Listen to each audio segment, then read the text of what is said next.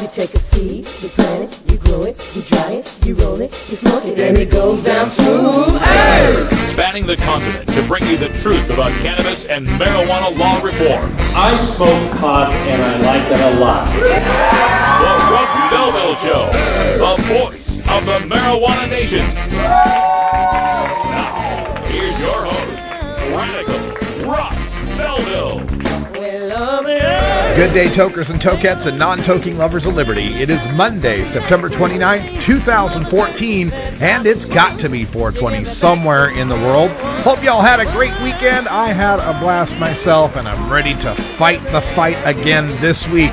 So much to do. We are just, 6 weeks away from marijuana election night 2014. Let's see, there's next Tuesday and then 7, 14, 21, 20. Yeah, 5 weeks away as of tomorrow from marijuana election night 2014. We will bring you live coverage starting at 6 p.m. Eastern time right here on Tuesday, November 4th, with live reports from the polls from Portland, Maine, all the way to Portland, Oregon, from the Great White North of Alaska to the Sunshine State of Florida, and everywhere in between. If they're voting on marijuana or drug law reform, we will be covering it here from the city and the state levels right here at 420radio.org and the Russ Belville Show.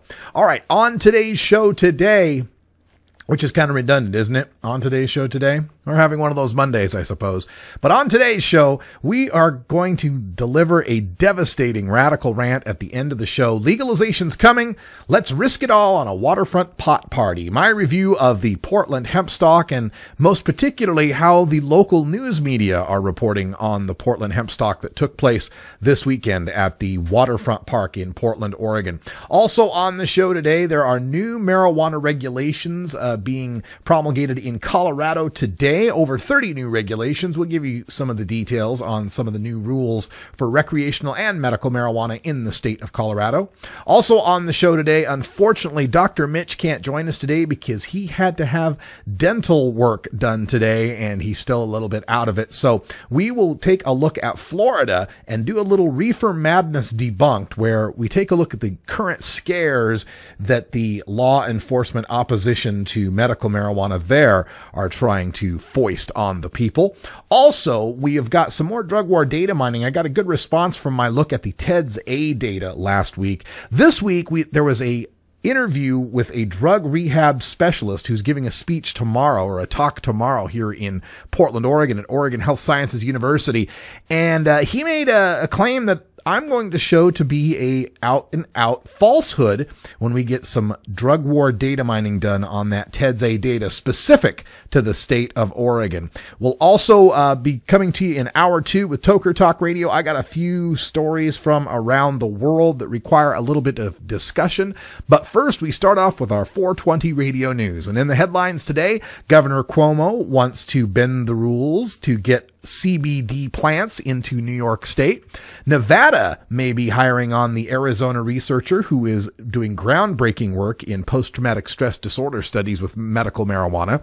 The Australian government may be moving forward on medical marijuana, while the Uruguayan government might be backtracking a bit on recreational marijuana, at least what they wish to do with the data they gather on recreational marijuana.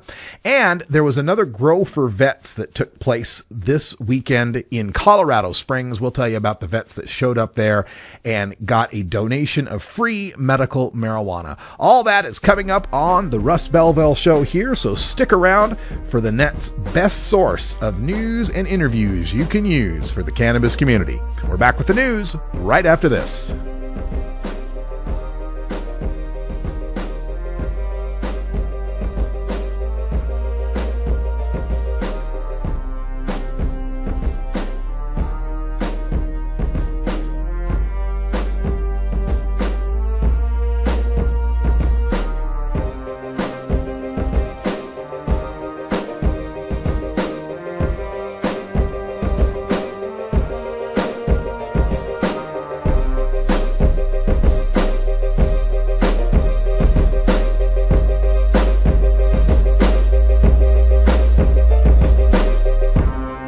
You're tuned into the Russ Belville Show, the voice of the marijuana nation.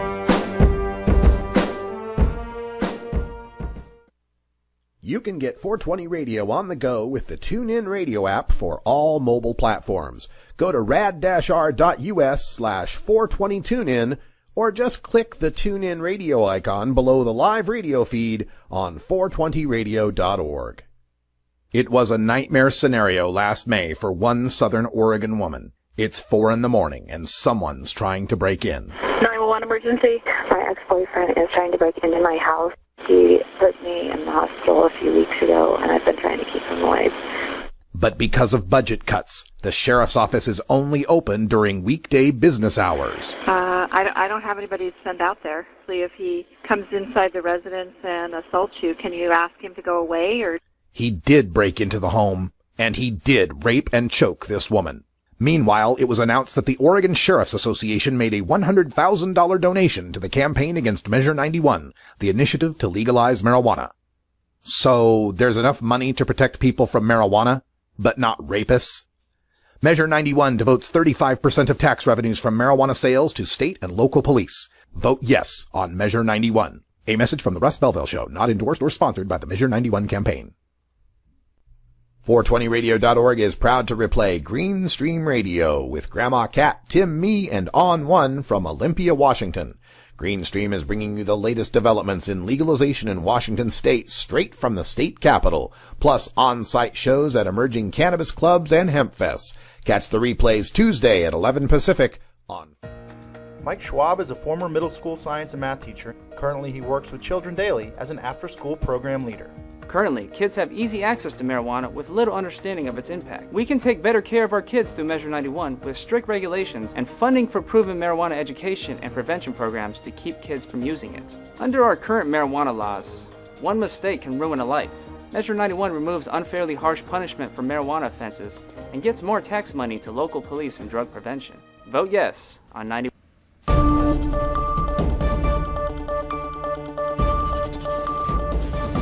It's time for the 420 Radio News, covering the latest headlines in consumer cannabis, medical marijuana, and industrial hemp. Transcripts of 420 Radio News are available daily on our website at 420radio.org. Now, here's Russ Belville with your marijuana headlines in 4 minutes and 20 seconds. This is your 420 Radio News for Monday, September 29th, 2014. New York Governor Andrew M. Cuomo is asking the U.S. Justice Department for a waiver to permit the state to import limited amounts of marijuana for the treatment of seriously ill children and young adults who suffer from rare seizure disorders, just less than a year after he opposed the use of medical marijuana. Governor Cuomo seeks federal permission for New York to work with private companies to supply special strains of marijuana, since Cuomo signed a law in July making New York the 23rd state to legalize medical marijuana. At least 3 children with the seizure disorders have died. While Cuomo signed the medical marijuana legislation in July, a host of hurdles, from its many restrictions to developing a system for dispensing to how the crop can be grown in New York, will keep the program from being up and running until January 2016 or later. Nevada's state and federal lawmakers have been working to bring medical marijuana researcher Dr. Sue Sisley to the University of Nevada, Las Vegas to conduct a pilot study on the safety and efficacy of marijuana on veterans with chronic and treatment-resistant post-traumatic stress. While the study would be financially supported by sponsors and not receive any federal money, it has received all the federal approvals, said Sisley, who has been working on securing the study since 2011. She is hoping the university will provide the research space. She would study 5 different strains of marijuana that would be smoked or vaporized and inhaled by 70 veterans. It would be the first and only randomized controlled trial in the country looking at marijuana in treating post-traumatic stress disorder. Sisley gave a presentation September 22nd to the University of Nevada, Las Vegas Psychology Department's faculty board about joining as a research faculty member. The Australian federal government would be given oversight over the production and distribution of medical cannabis under new legislation to make the drug available to patients with chronic pain. The push to legalize medical cannabis is gathering pace, with Greens Senator Richard DiNatale, chairman of the cross-party parliamentary group for drug policy and law reform, now finalizing a bill that is set to be introduced into Parliament next month. Supporters of legalized medical cannabis have been buoyed by Prime Minister Tony Abbott's strong public support for the legalization of the drug for medical use. Senator DiNatale, a former GP, is also pushing for the Therapeutic Goods Administration to create a special category for the drug so that it can be available with a doctor's prescription.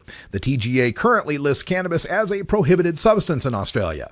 Following a campaign on behalf of terminally ill Tamworth man Daniel Haslam, the New South Wales government announced a clinical trial of medical cannabis earlier this month. The Uruguayan presidential candidate favored by drug policy reform advocates, ex-President Tabaré Vázquez, has proposed to use the registry of marijuana buyers and cultivators created by the law as a way to expose them to drug treatment. Quote, "There will be a record of drug users, and that registry of drug users via the sale in pharmacies will provide a greater understanding of those who are involved with drugs and will give the state the opportunity to try to rehabilitate this person at earlier stages." End quote. During the debate over the law last year, the existence of the registry itself caused some controversy, with several pundits calling it invasive. To reassure these critics, the bill was amended to state that the registries will be sensitive data that cannot be revealed, quote, "without the individual's express written consent," end quote. Vázquez's talk of the state using the registry to rehabilitate users, then, seems to contradict the spirit of this provision. A marijuana giveaway for veterans attracted about 1,000 people to a Colorado hotel. The Grow for Vets giveaway in Colorado Springs aimed to bring cannabis-based treatments to veterans with service-related conditions as an alternative to pain medications. Roger Martin, the executive director and co-founder of Operation Grow for Vets, which put on the event, said the group's goal is to bring cannabis to veterans with service-related conditions as an alternative to pain medications. Marijuana activists have tried unsuccessfully to have post-traumatic stress disorder added to the Colorado list of medical conditions that qualify for joining the medical marijuana registry. Now that pot is legal for all adults over 21, organizers are free to give away marijuana. Not all who received the bag were veterans. A $20 donation from non-veterans was encouraged. This has been your 420 Radio News for Monday, May 29th, 2014, September 29th, pardon me. I'm Russ Belville. You can get 420 Radio on the go with the Ustream video app for Android and iPhone. Go to rad-r.us/420Ustream or just click the Ustream app icon for Android or iPhone below the live radio feed at 420radio.org. There's so much I worry about as a mom. Stephen Harper thinks that organized crime should continue to profit from marijuana prohibition. Imagine regulating marijuana like alcohol and cigarettes with a strong and clear educational message, making it more difficult for my kids and your kids to access.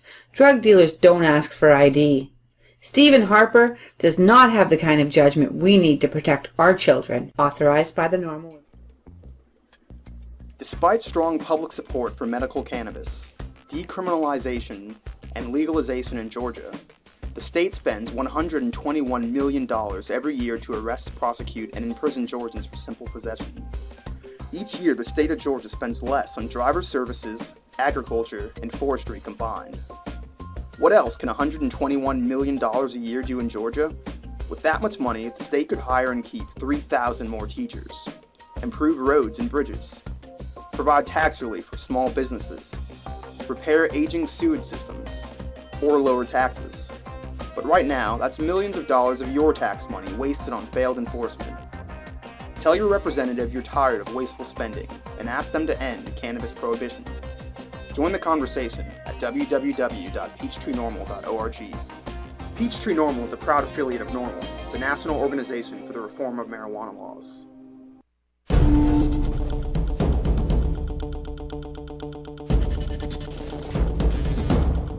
Welcome back, everybody. It's 14 after the hour and time for us to go behind the headlines. We're in Colorado. They have rolled out some 30 new rules for the marijuana industry. These are rolling out today, according to the state's Marijuana Enforcement Division. I'm sorry, the new rules were released Thursday, but they're already in effect here. So this was released from the Marijuana Enforcement Division that changed such things as the startup licensing fees, and the rules for cultivation, production, edibles, sales, employee training, and product testing. And they even note right down to a hand washing requirement. And that kind of surprised me when I read it, because I thought, wait, there's not already a requirement that somebody washes their hands if they're going to be handling our medicine, our buds? Okay, but there we go. We now have a hand washing requirement. There was a very controversial provision of this that was discussed, and we discussed this in Washington State as well with a gentleman, and I believe it was at the Main Street Marijuana Shop in Vancouver. That's it. It was a Main Street Marijuana, and the guy was from Kennesaw, and he was talking about sun-grown marijuana. And Colorado, as they were proposing these new regulations, were proposing a rule that would make it so greenhouses could only produce half as the amount of plants as indoor warehouse grows could have.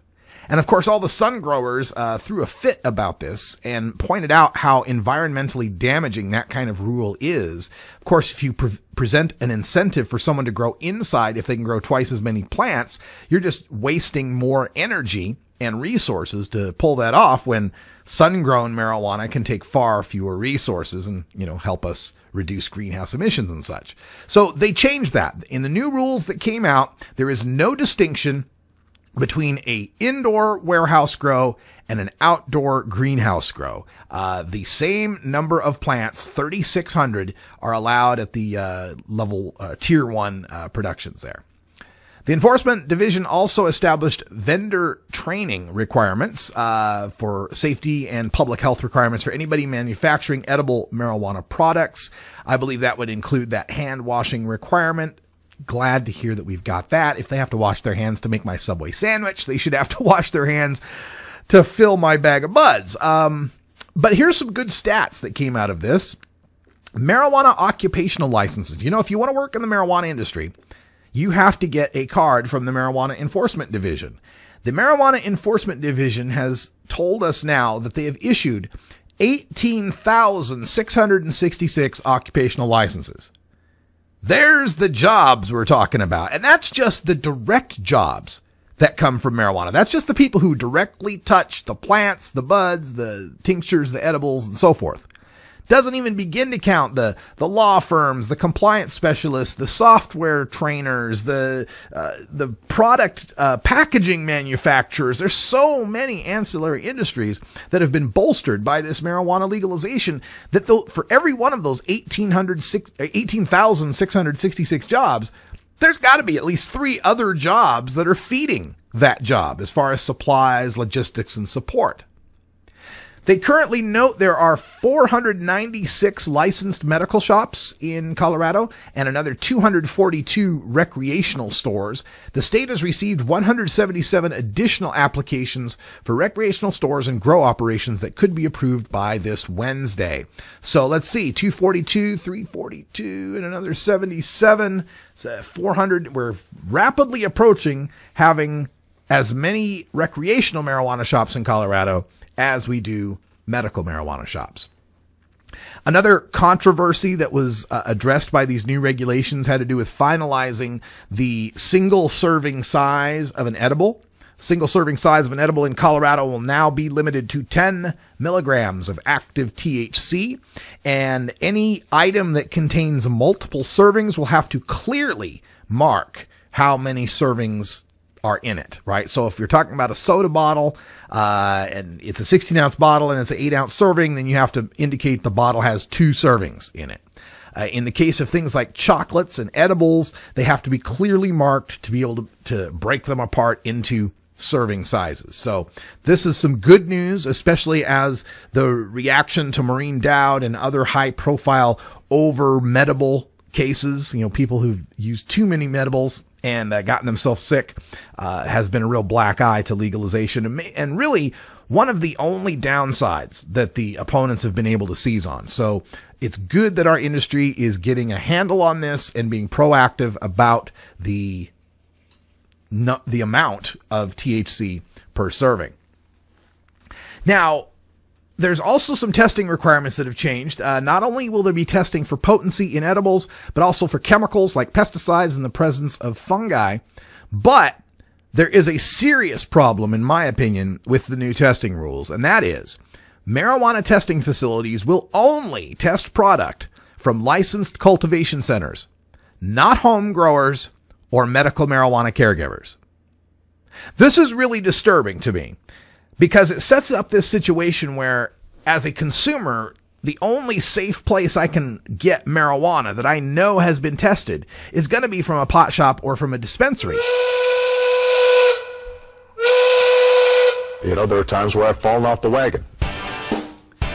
But why shouldn't a medical marijuana caregiver or home grower be able to certify that what they're growing or supplying to patients matches the same stringent requirements as we require of the commercial growers? That just makes no sense to me. If we're going to have a standard, let everyone meet that standard and let everyone get more data and more testing. Hey, happy 420, Denver. We'll be back right after this with some drug war data mining. 420 Radio is 24-hour marijuana legalization radio. At Herbie's Cannabis Seeds, we pride ourselves on bringing you the best quality seeds from the world's most respected cannabis seed producers, all at the lowest online prices. You can find Herbie's Seeds at herbiesheadshop.com. All cannabis seeds are sold as souvenirs and as a means of preserving cannabis genetics. Herbie's Seeds in no way intends to condone, promote, or incite the use of illegal or controlled substances. We strongly urge all prospective customers to check their national laws prior to placing an order. Herbie's Seeds at herbiesheadshop.com. Proud sponsors of the Russ Belville Show and 420 Radio. Toker Talk Radio, the voice of the marijuana nation, America's #1 daily call-in show for the cannabis community. Every weekday at 4 and 7 Pacific on 420radio.org. Are you a hypocrite? If you live a closeted cannabis lifestyle, you are. Read about 7 people living a closeted cannabis lifestyle who are on the verge of coming out in The Hypocrites by Mara K. Eaton. Available at areyouahypocrite.net. You can purchase the book on Amazon and Barnes & Noble, also available on iTunes. Check out Mara K. Eaton on Facebook as well. Learn more at areyouahypocrite.net.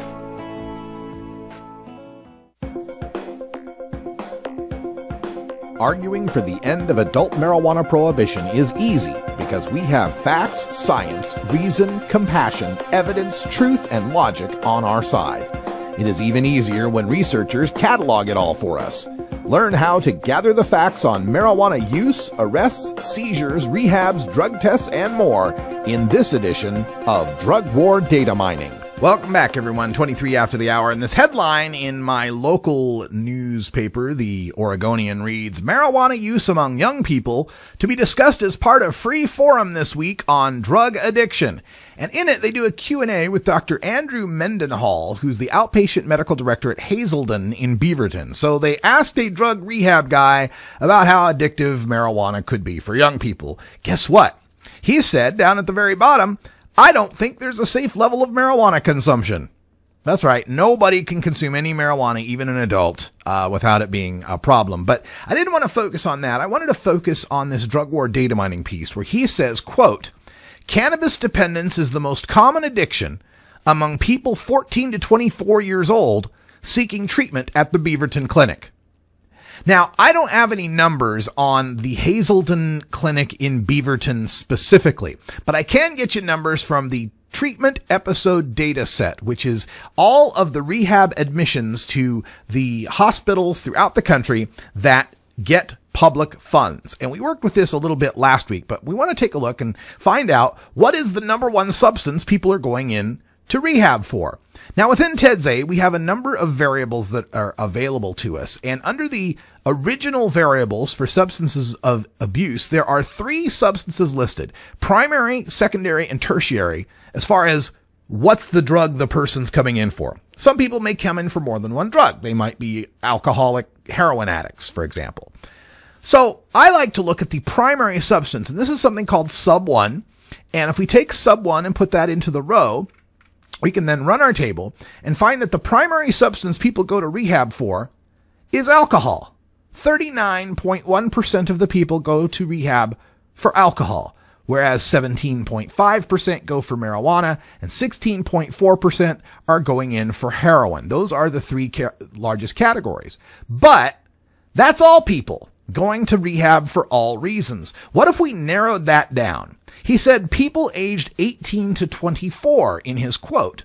So we can narrow that down to people aged 18 to 24. There's a thing called the selection filters that allow us to use a variable to reduce the output by a particular variable. In this case, we're going to use age, and the age isn't the actual age, but it's categorized into like 14 and 15-year-olds, 16 and 17-year-olds, 18 through 20-year-olds, etc. Categories 2 through 5 include everyone aged 14 through age 24. So we'll use that to narrow it down. What is the primary substance people go to rehab for? We run that table and we find, once again, aha, a difference. 41.6% of the people going to rehab for marijuana if we look at people under the age of 25. Almost twice as many who go there for alcohol. However, this statistic is also skewed by something. We're looking at all people everywhere. We're not just looking at the state of Oregon. Fortunately, Ted Zay gives us another variable called OR state, like state of Oregon, OR. And if you put OR state 1 in here, that'll give you only the people from whom were the state that were from the state of Oregon. We run that table and we find that it's evened out a bit. Marijuana is 38% in Oregon versus 31% for alcohol.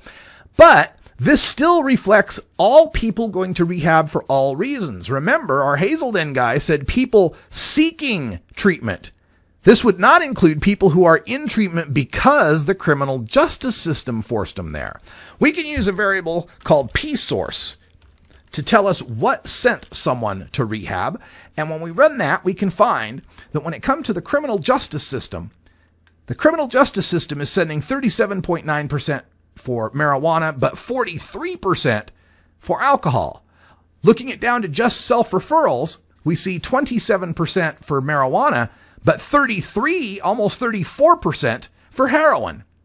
So in no way is this statement by the Hazelden guy, which again, he said, cannabis dependence is the most common addiction among people 14 to 24-year-old seeking treatment. Well, at the state level for the entire state of Oregon, for the individuals, the self-referrals, people who are seeking treatment, the number one drug they're going in for is heroin, 34%, 1 out of 3. That is followed by marijuana at 27.5%, and then methamphetamine at 14.8%. We see when we look at school educational, 82% of the people sent by schools to rehab are being sent there over marijuana. That's kids getting caught in school with pot, people. 420 Radio, the activist radio station. The law offices of Omar Figueroa would like to remind you to stand up for your rights. If you are detained or arrested, treat law enforcement with respect and stand up for your rights by repeating, I respectfully invoke all of my legal and constitutional rights. I do not consent to any search and seizure. I want to remain silent, and I want to speak with my attorney. Please contact the law offices of Omar Figueroa at 415-489-0420 or 707-829-0215 or on the web at omarfigueroa.com. NORMAL stands for Responsible Adult Cannabis Use. If cannabis use is causing problems in your life, consider taking a break or seeking medical assistance. Consider ceasing cannabis use if you have a family history of mental illness. Don't drive or operate heavy machinery while impaired by cannabis use. Cannabis use is not without risks, even though the risks may be far less than those posed by legal drugs. You know Herb Thrasher from the Herb Thrasher Flower Hour. Now get ready for Herb Age Designs for the proud cannabis consumer. Herb Age Designs, lifestyle gear for the 420 friendly. Herb Age Designs, we've got frisbee golf discs and durable hemp gear. Herb Age Designs, we've got shot glasses, drinking glasses, coffee mugs, and beer cozies. Check us out on Facebook and online at herbagedesigns.com and follow Herb Age and Herb Thrasher on Twitter.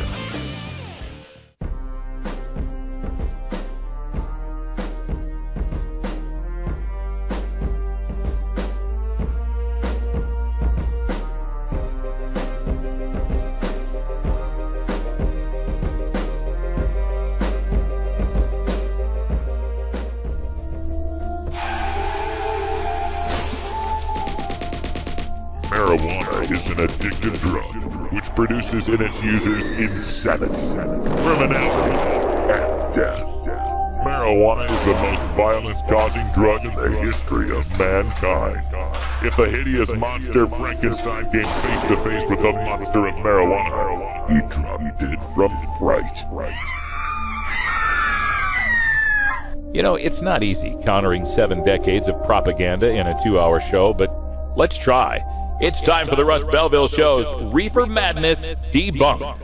Welcome back, everybody. Half past, and normally we'd be speaking with Dr. Mitch Earlywine, but the doctor is out today. He had to have some dental work done, and he's still in pain and under the influence of Novocaine and other pain relievers. He said this would probably not be the best day. So we will let you get well soon, Dr. Mitch. And in the meantime, we'll take a look at what's going on in the state of Florida. I received this press release via Digital Journal, and the headline reads, "Families briefed on the dangers of pot by Executive Director John Redmond."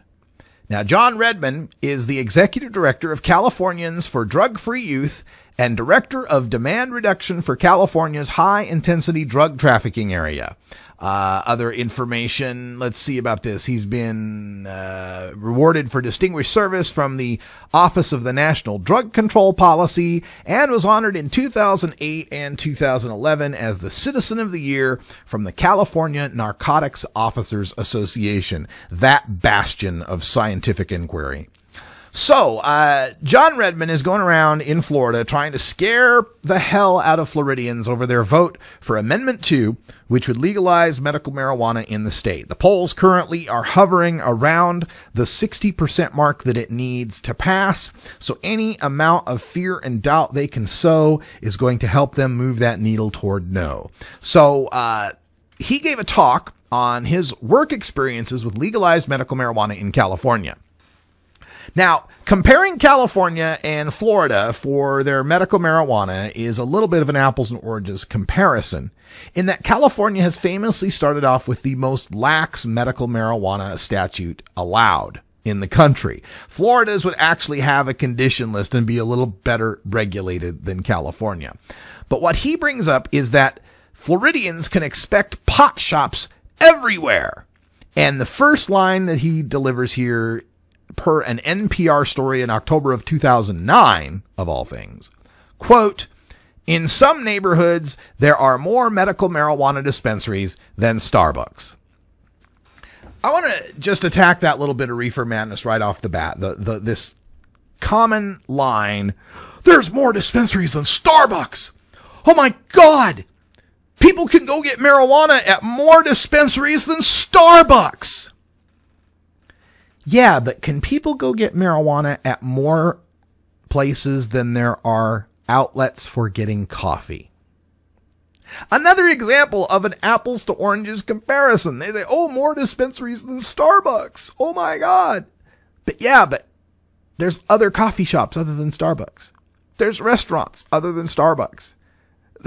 There's actual, rest areas where you can stop on the freeway and there'll be a nice group of elderly volunteers who will give you free coffee.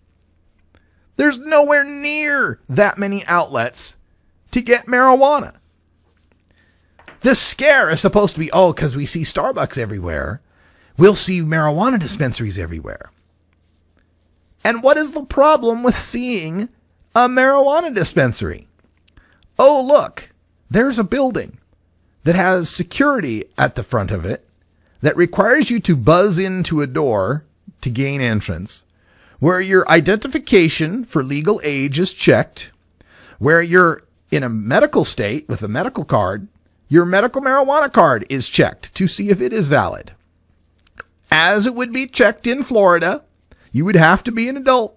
You would have to have a medical marijuana card, and you could go into this dispensary, which these dispensaries, by the way, usually don't have windows. You can't see the people inside. You can't see the product inside. So people are going into a secure private place where their ID and qualifications are checked, purchasing some marijuana, and then leaving.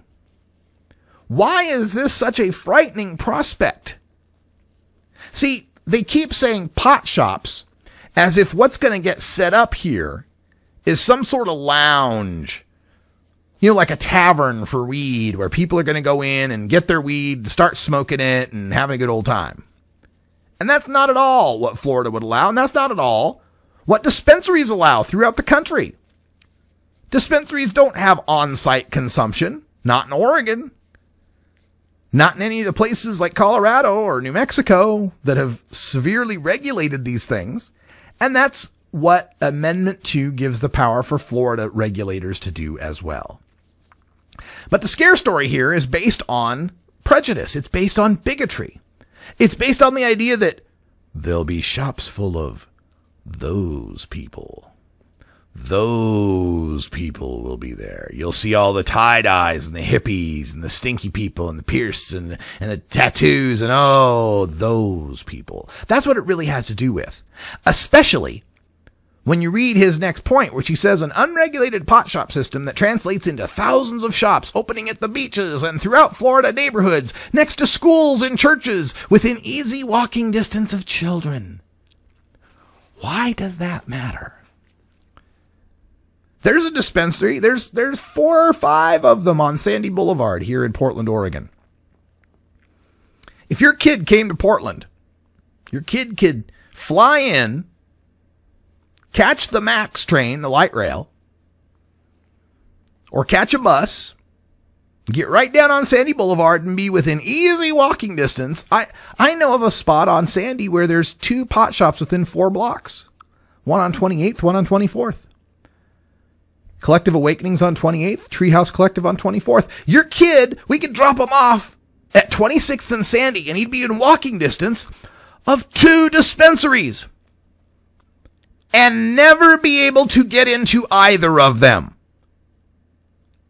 Now, he could also walk by that same 4-block stretch, a couple of bars that have some open patio dining where people are consuming beer and wine openly, and who sometimes, when they're done eating, drop off their check and leave it there on the outdoor table with all their half-finished beers and wine. Your kid might be able to get access to that,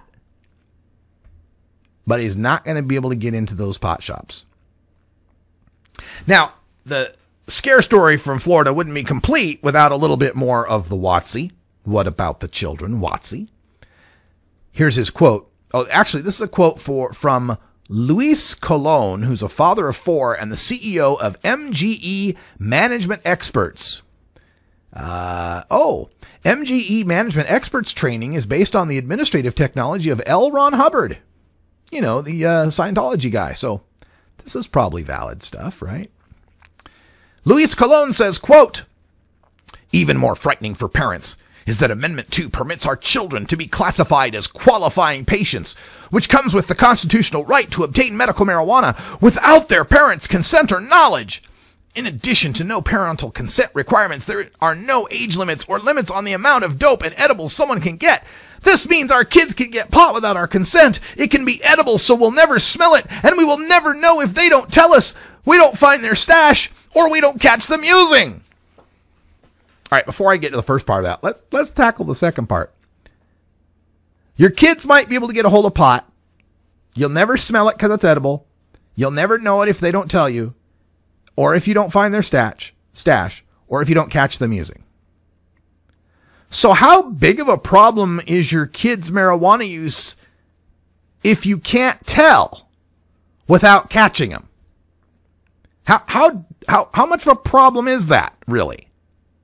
But as far as this kids being classified as qualifying patients, yeah, sure.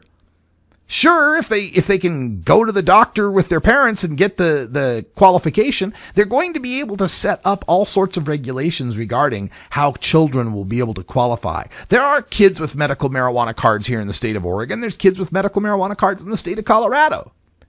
But we're usually talking about kids with epilepsy or cancer or something serious here. Why would we deny to someone an effective medicine just because they haven't reached age 18 yet? Oh, yes, because of our bigotry against cannabis. That's why. Mary Pickett from Harvard Medical School also spoke at this event in Tampa for the folks trying to scare everyone about Amendment 2. And she says, quote, Health hazards are much greater for people who begin use before age 21 because the brain is still developing during the teen years. Evidence suggests that effects on the brain from marijuana use by adolescents and teens can be permanent, end quote. Well, gosh, we better not legalize for kids. See, this scare about the kids who use before age 21. If I'm looking at a kid who's got severe seizures, who's having 100 seizures a day, I got to ask myself, gosh, is the chance this kid might lose 8 points of IQ along the same lines of the kid losing all his or her mental faculties because of the seizures that happen all the time? Is the risk that a kid might become dependent on cannabis really something that's going to forego me saving the kid's life when the kid has epilepsy? Her article continues to discuss the other sorts of risks from marijuana, including addiction, withdrawal symptoms, gateway drug, abnormal brain development, schizophrenia, depression and anxiety, diminished lifetime achievement, motor vehicle accidents, and chronic bronchitis. Wow, you got the whole cornucopia there. Okay, so addiction, about the same level as coffee. Withdrawal symptoms, again, about the same level as quitting coffee. Gateway drug, debunked since 1999 by the Institute of Medicine. Abnormal brain development, perhaps if you're using chronically for years and years and years. Schizophrenia. We've seen no change in the rates of schizophrenia diagnoses for about a century, even as the rates of marijuana use have skyrocketed. And recent research shows that the genes responsible for contributing to schizophrenia may also be contributing to the want to use cannabis. It's not that cannabis causes schizophrenia, it's that schizophrenia leads people to cannabis. Depression and anxiety, people are treating their depression and anxiety through the use of cannabis. Diminished lifetime achievement. Well, sure, if you make someone's medicine illegal and you kick them out of school or you saddle them with a criminal record for the rest of their life when they try to go get employment or housing, sure, they're going to have diminished lifetime achievement. Motor vehicle accidents, we are not seeing any greater risk of marijuana and accidents. We see more people who've been in accidents who have marijuana in their system, but that does not prove in any way they were impaired by marijuana at the time. And finally, chronic bronchitis. Give me a break. Dr. Tashkin debunked this back in 2006. 420 Radio, the home of marijuana experts. Growing plants indoors can be a rewarding hobby, but electricity bills can go through the roof. Then you have to cool down all those big hot lights. It can drive a grower insane. With Lush LED lighting, you can solve many of these issues and double your rewards. Matt and his scientists have developed the perfect light for flowering plants with far less cost and heat. And the results? Very effective. Check out LushLEDlighting.com right now and tell them Radical Russ sent you.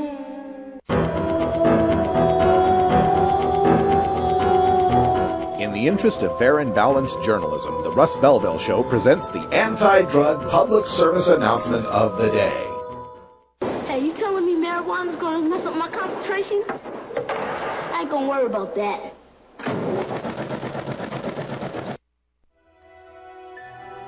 This has been the anti-drug public service announcement of the day. To cure this sort of reefer madness, listen to the Russ Belville Show every weekday on 420 Radio. If you look at the projected tax revenues in Washington State and in Colorado and also nationally, Colorado 67 million, Washington 560 million, a hypothetical look more nationally $5.8 billion. What do you make of that, Dan? Well, you know, I think the taxation revenue is the icing on the cake. I mean, for most Americans, the reason that they want to tax and regulate marijuana, again, is to no longer arrest and prosecute adults for using something that's safer than alcohol. My background is as a prosecuting attorney, and I just felt like it was a waste of my time and my taxpayer dollars arresting people for something that's really just not a threat to public safety. So if we can, you know, take revenue away from drug cartels and reallocate law enforcement resources and do all of those things, that makes sense. And if we can maybe collect some tax revenue on top of that, then that's icing on the cake. Is crack worse for a person than marijuana? I believe all illegal drugs are bad. Is methamphetamine worse for somebody's health than marijuana? I don't think any illegal drug is good. Heroin worse for someone's health than marijuana? Again, all I mean, either yes, illegal no, or drugs. I don't know. I mean, if you don't know, you can look this up. You should know this as the chief administrator for the Drug Enforcement Agency. I'm asking you a very straightforward question. Is heroin worse for someone's health than marijuana? All illegal drugs are bad. Does this mean you don't know? Heroin causes an addiction. Okay. That causes many problems. It's very hard to kick. So does that mean that the health impact of heroin is worse than marijuana? Is that what you're telling me? I think you're asking a subjective question. No, it's objective. Just looking at the science, this is your area of expertise. I'm a layperson, but I've read some of the studies. I'm aware of it. I'm just asking you as an expert in the subject area, is heroin worse for someone's health than marijuana? And I'm answering as a police officer and as a DEA agent that these drugs are illegal because they are dangerous, because they are addictive, because they do hurt a person's health. So heroin is more addictive than marijuana? Is heroin more addictive than marijuana in your experience? Generally, the properties of heroin, yes, it's more addictive. Is methamphetamine more addictive than marijuana? Well, both are addictive.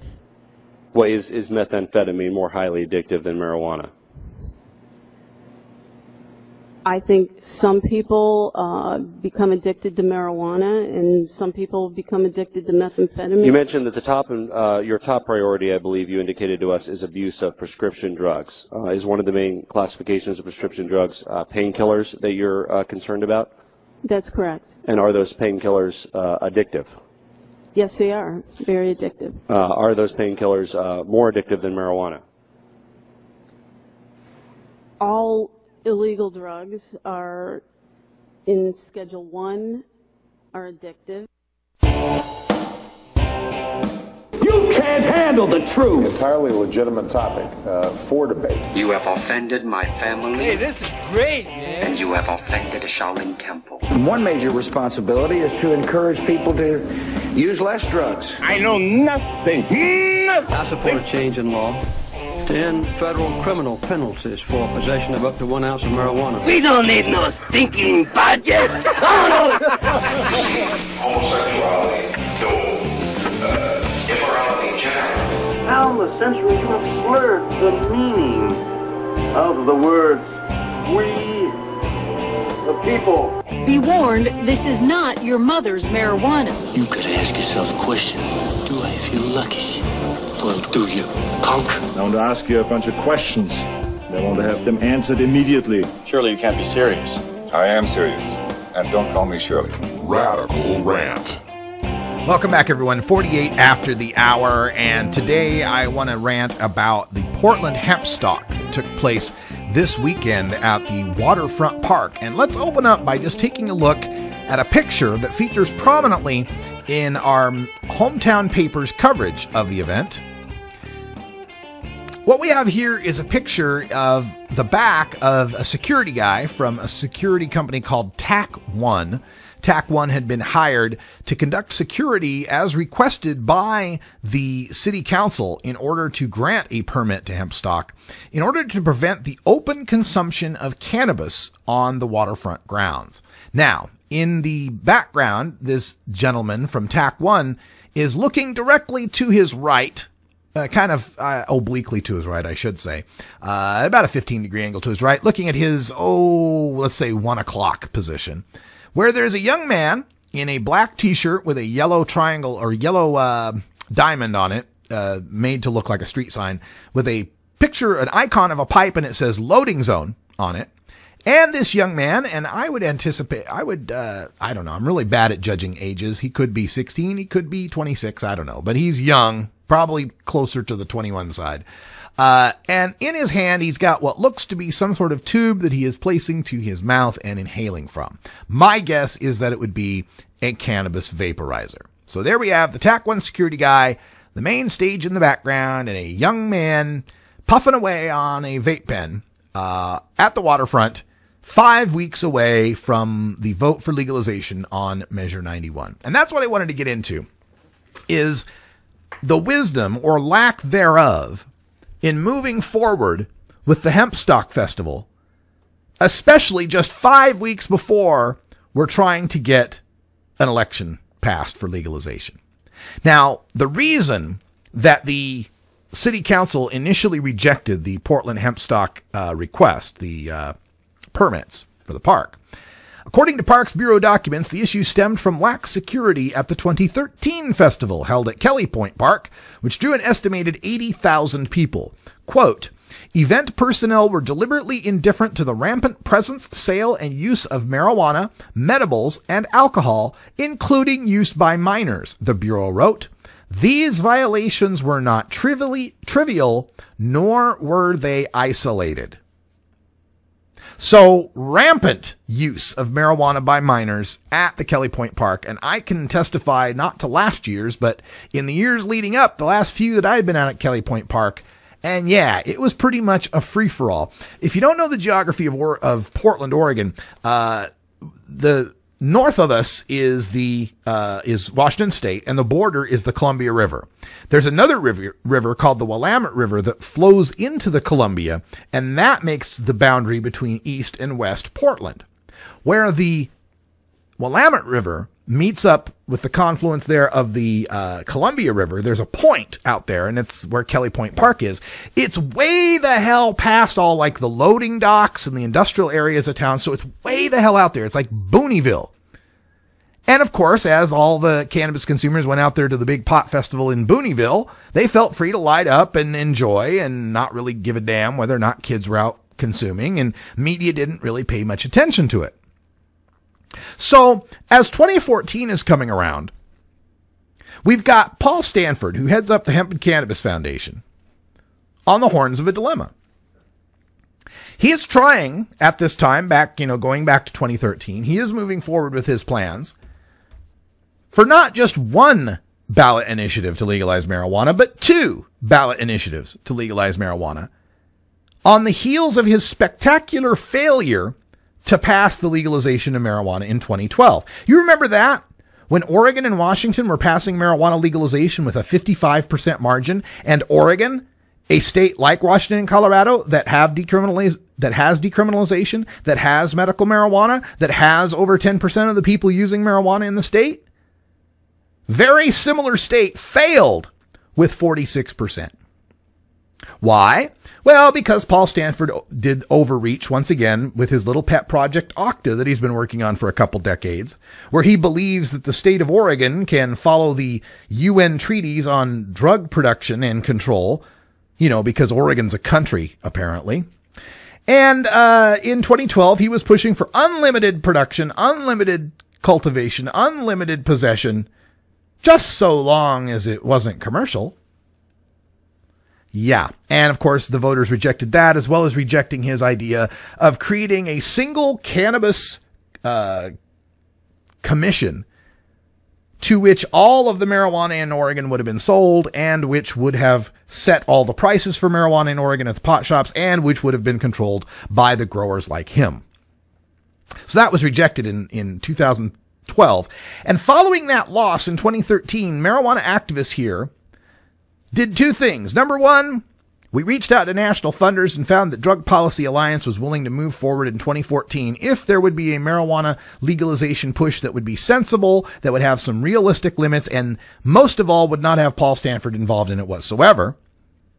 And number 2, marijuana activists basically said, hey, let's all get together and work on one thing.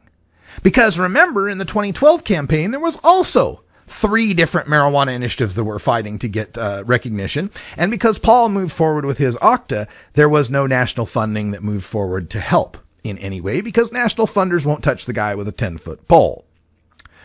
So, having all spread out our resources over 3 different initiatives the previous time in 2012 and failed spectacularly when 2 other states passed, marijuana activists, at least the serious ones in this state, said, hey, let's all work together on one initiative. We've got Drug Policy Alliance coming in. They're going to bring a whole bunch of money. We'll have millions of dollars. We got it vetted by national orgs. We'll be ready to go. We'll be ready to have success. Let's all work together. But not Paul Stanford. No, he didn't want to work together. He could have taken this money that he put forth for the OCTA and the hemp amendments, these two initiatives that never had a chance of getting on the ballot, that didn't have national funding and support, and had they made the ballot, would have just been in competition with the one that did make the ballot. He could have taken that money and that support and that army of loyal fans of his and put it toward Measure 91, all of us working together, pushing to get this over the hump. But no, he had to go with his own two initiatives. Now, that's fine. Maybe he didn't like the way 91 was written. Maybe he's got an ego trip about wanting to be the guy who legalizes marijuana. I don't know. But what happened is, not only did he not make the ballot, he ended up stiffing people that were working for him. People that were working to gather signatures for this initiative, pair of initiatives that never made the ballot, had to go on strike and had to sue just to get paid. And this follows a legacy of the man not paying his employees for as long as I've been here in this state, since 2003-ish. At least direct knowledge I have reaching back to about 2005. So no money to pay the signature gatherers, no money to pay the employees who have to rush to the bank in hopes that they can get their check cashed before they all start bouncing and setting off the ripple effect. And I have knowledge of other situations where Paul Stanford is owing people money for work they had been promised to be paid for. No money to pay these people, but oddly enough, plenty of money to have the main sponsor banner at both the Seattle Hemp Fest and to be the primary presenting sponsor of this Portland hemp stock. Plenty of money for that. In fact, so much so that when the park required the Portland hemp stock to have additional security because of its past repeated blatant violations of allowing kids to smoke pot openly, Stanford said, quote, "The city made us jump through so many hoops. The new security tacked on additional $60,000 to the costs." Oh, so somehow we were able to come up with another 60 grand to pay for extra security to pull off this festival. But again, signature gatherers, campaign workers, and just plain old employees have to either not get paid, sue, or watch their checks bounce. I gotta question the propriety and the intelligence of putting on this festival in the water, at the waterfront, Portland's living room. And sure enough, we got the picture of the kids smoking pot right there in the newspaper, just as I had predicted. We got the MC told the crowd, quote, "Don't smoke any marijuana on the grounds, just step on the other side of the fence. Go smoke pot over there in that part of the park that we're not responsible for." Yeah, that's some responsible use that I'm sure voters on the fence would be glad to hear. We also had an MC saying, "What can we do so that at next year's hemp stock we can have a big marijuana cloud over the event, just like our friends in Colorado and Washington?" Yeah, that's going to get the undecided voter on our side, the idea of big clouds of marijuana over their public parks. And of course, we had the usual I Got's Mine crowd, medical marijuana people. One guy called Tim Johnson of Portland's Kind Supply, "I'm more into decriminalization than legalization. The problem with this year's ballot initiative is it puts the power in the hands of the state instead of turning marijuana over to the people."